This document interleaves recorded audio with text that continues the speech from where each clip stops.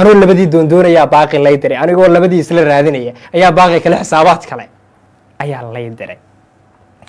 anuu labadii doondoonaya baaqi lay diray 10 dawladood oo yaryarina ma deeqaan faahfaahinno dheeraada ayaa ka soo baxaya dagaal qaraar oo maanta ka dhacay degmada Al-Kawsar ee gobolka Shabeellaha Dhexe kaasi oo u dhaxeeya ciidamada dawladda iyo maleeshiyaadka Al-Shabaab dagaalka ayaa yimid kadib markii xubno ka tirsan Al-Shabaab ay soo weerareen fariisimaha ciidamada dawladda iyo kuwa deegaanka ay ku leeyihiin halkaasi waxaana xigay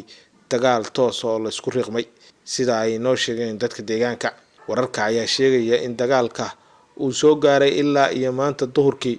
jab culusna lagu gaarsiiyay Al-Shabaab waxaana laga dilay xubno badan sida ay muujinayaan sawirro lagu baahiyay baraha bulshada ee internetka Daawud Xaaji Ciro oo ah afayeenka madaxweynaha Hirshabeelle ayaa qoraal uu soo saaray waxa uu ku sheegay in xubnaha la dilay uu ku jiro Abwaan Nageeye Cali Khaliif oo dhawaan ka tagay magaalada Muqdisho kuna biiray Al-Shabaab isagoo tababar ku qaatay degmada Jilib ee gobolka Jubbada Dhexe afayeenka ayaa qoraal uu soo saaray waxa uu ku sheegay in Nageeye uu qayb ka ahaa xubnaha duulaanka ku soo qaaday fariisimada ciidamada balse ugu dambeyn lagu dilay isla goobta Abwaan Nageeye waxa ku cibaadaystay ciidamada xoogga ciidamada qaranka waxaana uu ku ruux baxay degmada Al-Kawsar sidaas waxa qoray oo bartiisa Facebook ku qoray Daawud Xaaji Ciro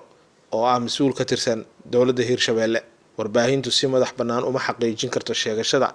Hirshabeelle balse xaaladda ka taagan Al-Kawsar ayaa ah mid wali kacsan waxaana jira dhaqdhaqaaqyo ciidan oo laga dareemayo qaybo badan oo kamid ah gobolka Shabeellaha Dhexe oo ay ku socdaan hawlo culus oo ciidamadu hawlgal ka wadaan deegaanada Hirshabeelle ayaa haatan waxa ka curtay kacdoon cusub oo looga soo horjeedo soo laba kacleynta Al-Shabaab oo doonaysa inay dib u qasato deegaano badan oo horey ciidamada dawladdu ay uga qabsadeen wixii warar ee ku soo kordha qodobkan kala soco Rasmi Radio